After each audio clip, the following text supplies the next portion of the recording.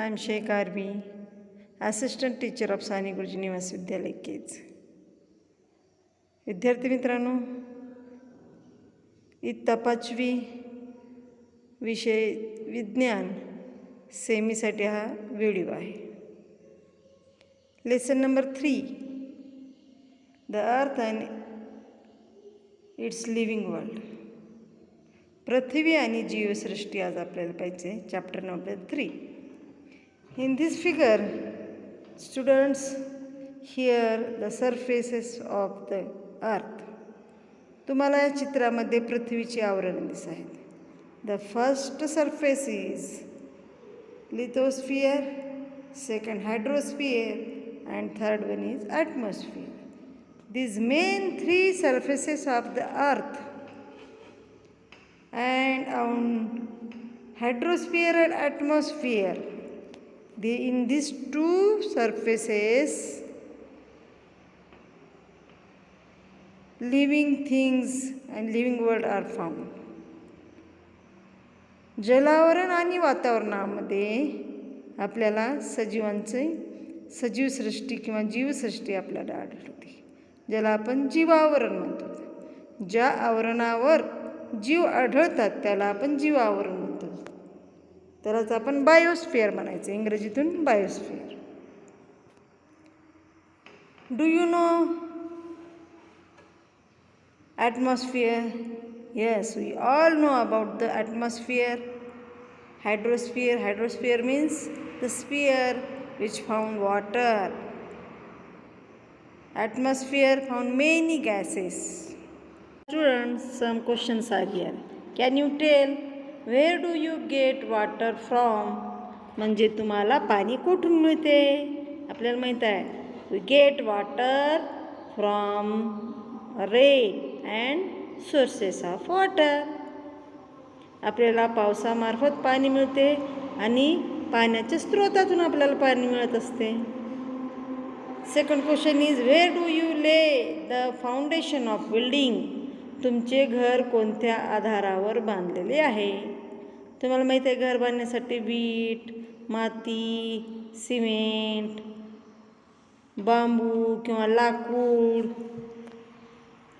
गवत, पाला पाचोळा जे की पूर्वी होते, परंतु आता सध्या सिमेंट काँक्रीटचे आपण घर बांधत असतो किंवा पत्र्याचे घर बांधतो, लोखंडाच्या मदतीने, लाकडाच्या मदतीने. नंतर आपल्याजवळ जर चांगले आर्थिक आपली स्थिती असेल तर आपण सिमेंट काँक्रीटचे घर बांधत असतो, ज्यामुळे वीट, सिमेंट, वाळू, खडी याचा आपण वापर करत असतो. The third question is, what need do we meet through breathing? म्हणजे श्वास करण्यासाठी तुम्हाला कशाची गरज भासते किंवा ही गरज तुम्ही कशी Bhagavata? All of you know about the air. The main gas is oxygen is need to breathe. आपण ऑक्सिजनशिवाय जिवंत जगू शकत नाही. श्वासोच्छ्वास करण्यासाठी आपल्याला ऑक्सिजनची गरज असते. मग ही गरज तुम्ही कशी भागवता? Oxygen is depend upon our earths, plants and trees. आपल्या पृथ्वीवर प्राप्त होणारे झाडे, झुडपे, वृक्ष यामार्फत आपल्याला काय मिळत असते? हवा मिळत असते, ऑक्सिजन मिळत असते. या शुद्ध हवेमार्फत आपण काय करत असतो? श्वासोच्छ्वास घेऊ. तुम्हाला माहीत आहे की दिवसा वनस्पती आपलं स्वतःचं अन्न तयार करत असतात सूर्याच्या मदतीने, आणि अन्न तयार करत असताना ते काय करत असतात? कार्बन डायऑक्साईड घेत असतात, जे अशुद्ध हवा आपल्या वातावरणातली आहे ते घेतात आणि ऑक्सिजन सोडतात, जे की आपल्याला आवश्यक आहे. ऑक्सिजनशिवाय आपण जीवन जगू शकत नाहीत. म्हणजे आपली ही ऑक्सिजनची गरज कोण भागवतं? वृक्ष भागवतात. म्हणून आपण वृक्षतोड करू नये असं आपल्याला सांगितलं जातं. The fourth question is, from which does the earth get lights and heat? पृथ्वीला प्रकाश आणि उष्णता कोणापासून मिळते? Yes, all of you know about the sun. We get the light and heat from the sun. पृथ्वीला प्रकाश आणि उष्णता सूर्यापासून मिळत असते. Next one, on the surface of the earth we find land is some places and water in others. पृथ्वीच्या पृष्ठभागावर काही भागात जमीन तर काही भागात पाणी दिसते. The earth is surrounded by the atmosphere. There are living things on land, in water and in the air. पृथ्वीभोवती हवेचं आवरण असतं. जमिनीवर, पाण्यात आणि हवेत सजीवांचे अस्तित्व असते. The sun is the causes of many natural forces on the earth. Water, land and air constitute envelope of the earth, namely the hydrosphere, lithosphere and atmosphere. The biosphere spreads in all the other three spheres. पृथ्वीवरील अनेक नैसर्गिक घडामोडींना सूर्य कारणीभूत ठरत असतं. पृथ्वीवरील जमीन, पाणी, हवा आणि सजीव हे शिलावरण, जलावरण, वातावरण आणि जीवावरण यांचे प्रतिनिधित्व करत असते. जीवावरण हे तर तिन्ही आवरणात दिसून येते. Next, the lithosphere and the hydrosphere. शिलावरण आणि जलावरण याविषयी आपल्याला अभ्यास करायचा आहे. The earth's crust is hard. It is mainly made up of rock. तुम्हाला माहीत आहे पृथ्वीचे बाहेरील कवच कठीण आहे. माहीत आहे ना? आपण विहीर खणत असताना किंवा घर बांधत असताना JCB किंवा मशीन लावून काय करत असतं, पृथ्वी किंवा जमिनीला फोडत असतो, कारण पृथ्वीचं बाहेरील कवच हे कठीण आहे. when we travel in hilly regions, we see layers of soil and rock along road cuts.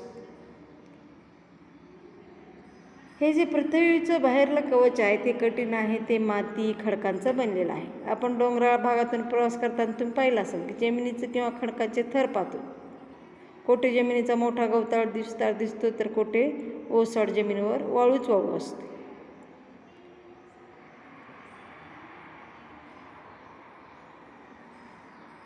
When we travel in hilly regions, we see layers of soil and rock along road cuts.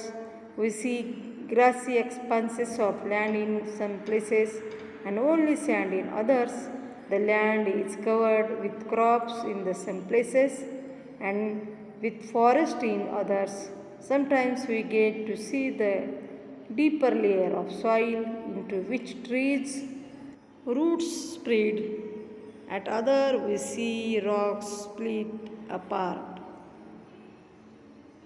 पृथ्वीवर जे जमिनीचा मोठा गवताळ विस्तार दिसतो तर कोठे ओसाड जमिनीवर वाळूच वाळू असते, कोठे जमीन पिकांनी तर कोठे झाडांनी झाकलेली असते. काही ठिकाणी तर झाडांच्या मुळांनी भरलेल्या मातीचे खोलवरचे थर दिसतात, तर काही ठिकाणी झाडांच्या मुळांना दुभंगलेले खडक दिसतात, तर काही ठिकाणी पर्वताचे उतार असतात. These are all the lithosphere and the hydrospheres. In this figure, this is the figure of Earth. The Earth's 1/3 is land and 2/3 is water. And next picture, various landforms are found here. तुमच्या समोर या चित्रामध्ये विविध भूरूपे आहेत. जमिनीचे वेगवेगळे भूरूपे आहेत. पहा वर काय दिसतंय, पहा माउंटेन म्हणजे पर्वतासारखा भाग दिसत आहे. पास म्हणजे खिंड. नंतर आहे व्हॅली म्हणजे काय, दरी. तुम्हाला चित्रामध्ये माउंटेन, पास, व्हॅली दाखवलेलं आहे. नंतर खाली आहे पहा हिल म्हणजे डोंगर आणि हिलॉक म्हणजे टेकडी. इकडं राईट साईडला आहे प्लेन्स म्हणजे मैदान आणि रिव्हर म्हणजे नदी. लेफ्ट साईडला आहे सी शोअर. सी शोअर म्हणजे समुद्रकिनारा. Last Iceland. आयसलँड म्हणजे काय? बेट. बेट म्हणजे चारी बाजूनी समुद्र आणि खडकाच्या ठिकाणी जिथं वस्ती असते त्याला म्हणायचं आयसलँड किंवा बेट. This is the picture of various island. विविध भूरूपांचं हे चित्र आहे. In the above picture, you can see some landforms like the plains, hills, mountains of rock. All these land features 2/3 of the earth's surface is covered with water.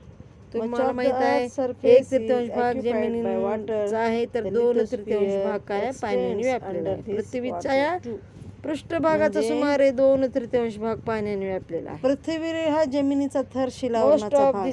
पृथ्वीचा बराचसा भाग पाण्याने झाकलेला आहे. हे जे पाण्याचं प्रमाण आहे यापैकी बहुतांश पाणी महासागरामध्ये पृथ्वीचे बाहेरील कवच आणि त्याखालील थराचा काही भाग म्हणून काय होत असतं? Ocean water is salty. तरीही आपल्याला पाणी पिण्यासाठी अपुरं पडतं कारण महासागरामधील पाणी खारं असतं. तुम्हाला माहित आहे त्याच्यामध्ये अनेक क्षार असतात. पृष्ठभागाचा सुमारे 1/3 भाग जमिनीचा. Do you know about the continent? नाव आहेत बघा 5 खंड. म्हणजे काय तर ते कोणते आपण पाहूयात. The first ocean of land is Atlantica म्हणजे सेकंड पॅसिफिक पृथ्वीवरील, थर्ड आर्कटिक जमिनीच्या सलग व मोठ्या भागास खंड म्हणतात. जमिनीचा जो सलग असतो आणि मोठा भाग असतो त्याला काय म्हणायचं? पहिला अंटार्क्टिका महासागर, Pacific land, Arctic is divided into 7 दक्षिण महासागर. हे 5 महासागर आहेत. पृथ्वीवरील सर्व जमीन सलग नाही. द लँड ती 7 खंडामध्ये विभागली असून ओशन इज ते आशिया, युरोप, आफ्रिका, उत्तर अमेरिका, दक्षिण अमेरिका, महासागर व जमीन यांच्या सीमा भागाला सागर तट किंवा किनारपट्टी म्हणतात. जमीन संपल्यानंतर जिथं सागर म्हणल्यानंतर तुम्हाला सांगता यायला पाहिजे सुरू होतो तो की जमीन किती खंडामध्ये विभागली आहे आपली. लगतचा भाग तर सीमा भागाला सागर तट किंवा किनारपट्टी in our land. The first one is ज्याला कोस्टल रिजन म्हणतात. Water bodies of different shapes and sizes are formed along the coast. For example, sea, bay, is the strait, largest continent, and etc. Australia water is the smallest. Bodies are part of the ocean. सगळ्यात मोठा खंड कोणता आहे? किनारपट्टीवर वेगवेगळ्या आकाराची जलरूपे तयार होतात. उदाहरणार्थ समुद्र ज्याला आपण सागर म्हणतो, उपसागर. Land is not even in all places. आखात, खाडी इत्यादी जलरूपे महासागराचे भाग. Land in different places they are surfaces of water land form. Surfaces of water म्हणजे जमिनीवरून वाहणारे पाणी. तिच्या उंच जमिनीवरून वाहणारे लहान मोठे पाण्याचे प्रवाह असतात. त्यांचे पाणी खारे नसून गोड असतात. त्यांना आपण काय म्हणतो? ओढा, नदी अशी नाही. जमीन कशी आहे? मैदानी आहे का, टेकडी आहे का, डोंगर आहे? स्ट्रीम्स ऑफ वॉटर, नद्या आहेत का, दर्या आहेत. दिस वॉटर इज नॉट सॉल्टी आहे का, पर्वत आहे. लँड फॉर्म ज्याला भूरूपे म्हणतात. स्ट्रीम्स ऑफ वॉटर रूपे म्हणजे जमिनीचे वेगवेगळे रूप. ब्रुक्स त्याला म्हणायचं स्ट्रीम्स और river. Rills are the smallest and rivers the biggest. म्हणजे काय? ओहळ, ओढा, नदी अशी नावे आहेत. त्या जलरूपापैकी ओहळ सर्वात लहान असतं तर नदी सर्वात मोठी असते. म्हणजे पृथ्वीवर जमिनीवरून वाहणारे जे लहान मोठे पाण्याचे प्रवाह असतात यांचे पाणी खारे नसतात तर कसे असतात? गोड असते, जे की आपण पिण्यासाठी वापरतो. त्यांना ओहळ, ओढा, नदी अशी नावे आहेत. मग जलरूपे जे आहेत यापैकी ओहळ सर्वात लहान आहे तर नदी ही सर्वात मोठी असते. rills, brooks, stream join each other to form river which join to make a ocean. Ohal, ओढे जोडले जाऊन उपनद्या, नद्या बनतात. तर एखाद्या जागी नदीचं पाणी नैसर्गिकरित्या उंचीवरून खाली पडतं, तेथे धबधबा तयार होतो आणि नदी शेवटी सागराला जाऊन मिळत असते.